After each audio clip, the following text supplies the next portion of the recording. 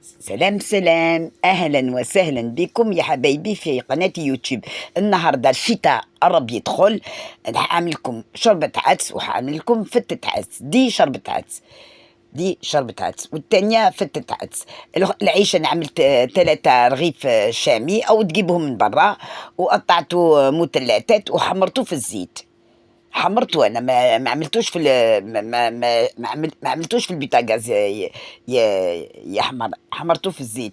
دلوقتي انا قطعت بطاطسايه وجزرايه، قطعتهم مربعات، وبصلايه صغيره، واشوحهم في السمنه او الزيت. لو تعملوا الزيت اعملوا، لو تعملوا الزبده اعملوا معلقه صغيره زبده ومعلقتين زيت. شوحوا كله مع بعض. انا العدس كوبايه كبيره تاع العدس، ماق تاع العدس، عملت ايه؟ غسلته كويس، خليته نقعته في الميه،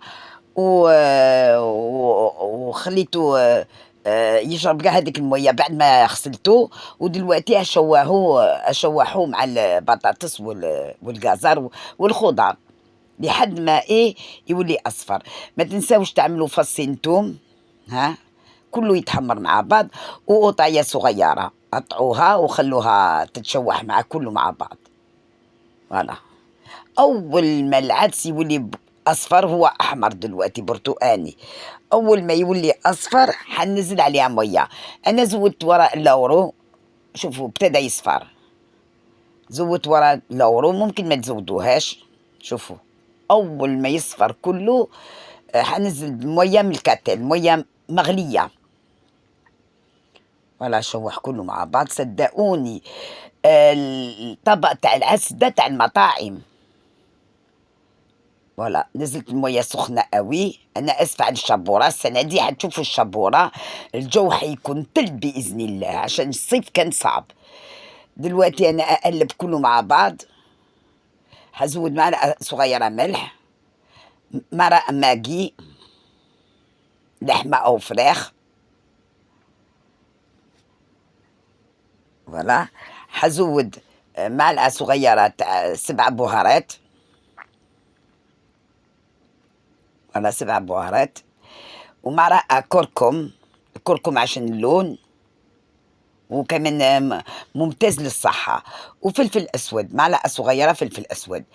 أول ما ياخد أول غلوة أعمله بالبلندر، هاند بلندر. لو ما عندكمش هاند بلندر تعملوه في الخلاط، لازم الخلاط يستحمل الحرارة.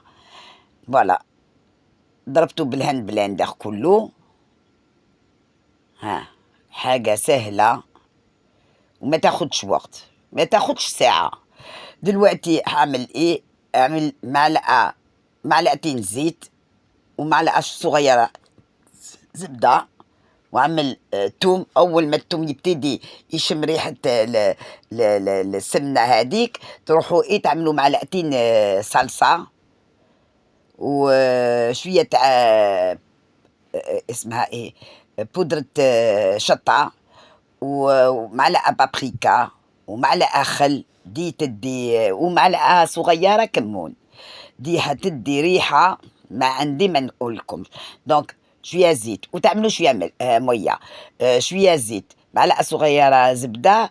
الثوم أول ما يتشوح تعملوا لها معلقة كبيرة تاع الصلصة، معلقة صغيرة بابريكا أو عكري، معلقة صغيرة ملح، معلقة صغيرة فلفل أسود، ومعلقة كبيرة خل. كل ده التوابل، وتخليه يغلي كده، يتشد. اول ما يغلي خلاص نبدا. وعملت سلطه، السلطه كنت عاملاها، قطعت قطايه، قطعت فلفل رومي، عملت لها شويه ملح فلفل كمون وخل وليمون. دلوقتي شوفوا العيش هذا كنت حمرته في الزيت، شوفوا، قطعته مثلثات وحمرته في الزيت، جا تحفه. دي عشان شوربه. أول طبق عشان الفتة. أنا آسفة على التصوير، أنا ما بعرفش أصور كويس، بس النتيجة طلعت تحفة. دلوقتي أنزل على العيش محمر، محمص، أنزل اسمها إيه دي، العدس، وأعمل عليها الطشة هاذيك الطشة اللي عملتها دلوقتي، ونفس الموضوع أعمل طبق تاع الشوربة وأعمل عليها الطشة. إن شاء الله الوصفة دي تعجبكم وتجربوها عشان الشتا داخلة إن شاء الله. وما تنسونيش في سبسكرايب حبايبي ولايك لو كبرت بيكم حبايبي، وأعمل أزين بالمعدنوس. أقولكم باي باي في الوصفة جاية بوسة كبيرة.